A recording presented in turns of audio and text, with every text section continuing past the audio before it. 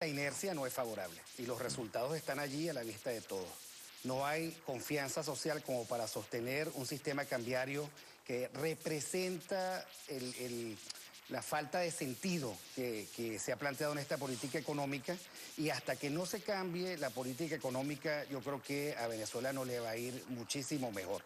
Nosotros tenemos acumulación de inflación, acumulación de escasez, desconfianza social y desempleo, y eso requiere un revolcón en la política económica. Y el petróleo sigue cayendo, ¿no? Y el petróleo sigue siendo un dato que nos tiene angustiados a todos, pero que nos debe recordar que un país no se puede sostener por el rentismo.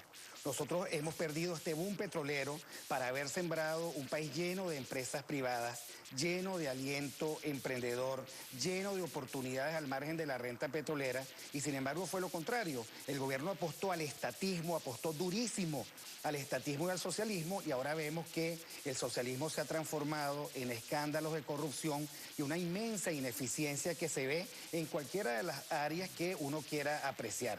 Uno, por ejemplo, aprecia que la seguridad ciudadana está en el suelo, que allí hace falta inversión, pero que no se hacen. Uno aprecia, por ejemplo, que la infraestructura pública está en el suelo. Ustedes hablaban de cloacas, uno puede hablar de apagones, se puede hablar de carreteras que están colapsadas. Hay bombillos. Y allí no hay inversión, porque no hay un sentido como de largo plazo, y sin largo plazo, sin apreciar cuál es la Venezuela que queremos a finales de este siglo, pues vamos a seguir dando trancazos. Ahora, la modificación de la orientación económica no parece ser un objetivo del gobierno. Yo creo que eso está suficientemente claro. Claro, desde luego, se hace la exhortación permanente casi que por obligación, ¿no? Un poco para prender las luces de emergencia, pero hasta allí. Entonces, el gobierno sigue apostando al estatismo, sigue hablando del socialismo, sigue hablando que es el modelo a asumir, el modo de producción a asumir. Entonces, estaremos en lo mismo. Bueno, porque es que mira... Dos posiciones diferentes, unos que exhortan y ofrecen salidas, y otros que dicen no, que la salida va por este lado. Pero el gobierno no puede evadirse de la economía, que es el espacio de la realidad. Y las malas políticas, la distracción que efectivamente mantiene el gobierno con cualquier otro tema, menos los que realmente afectan al venezolano, es para ellos la peor posibilidad. O sea, un gobierno distraído en lo económico recoge falta de gobernabilidad, recoge caída de su legitimidad, recoge insatisfacción ciudadana, y más allá de algunas encuestas que efectivamente no se parecen a lo que está ocurriendo en el país, el resto registran una caída importante en el aprecio que los venezolanos tienen por este modelo y por los que lo están conduciendo. Ahora, no parece haber dólares. Se publicaba la semana pasada en el semanario Quinto Día que solamente hay un número determinado para alimentos y medicinas muy reducido, y que ellos esperan, los del gobierno, que en mayo llegue algo del dinero del apuntalamiento financiero que vendría supuestamente de China y de Rusia. ¿Un país puede vivir así? Es la pregunta. No, no se puede vivir así, porque además no podemos vivir esperando el próximo milagro.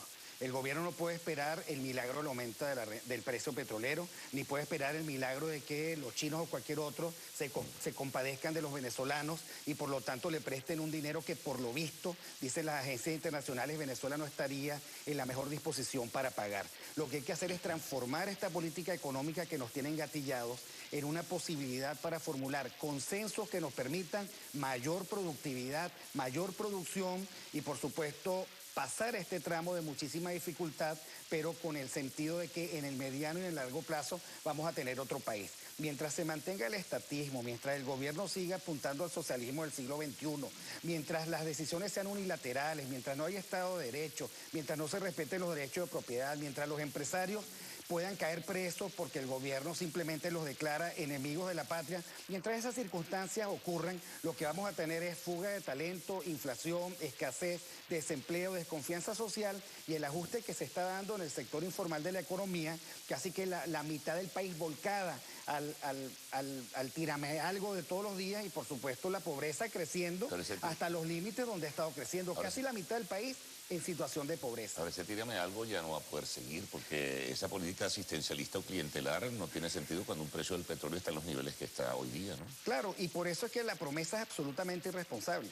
Yo creo que en este momento un gobierno responsable debería dirigirse con claridad al país. Cultivar la autocrítica y reconocer dejar de lado la ficción dejar de lado los eufemismos, evitar las excusas y asumir que este país requiere conducción política y una economía moderna, de mercado, confiable y de largo plazo. Ahora, esto, por ejemplo, que es el tema económico, que tiene que ver con lo que ahora el gobierno lanza como ofensiva política diplomática internacional No contra tiene los nada Estados que ver. Unidos Yo creo o con los Estados Unidos. Que esa discusión es absolutamente fatua. No tiene ningún sentido seguir discutiendo eso.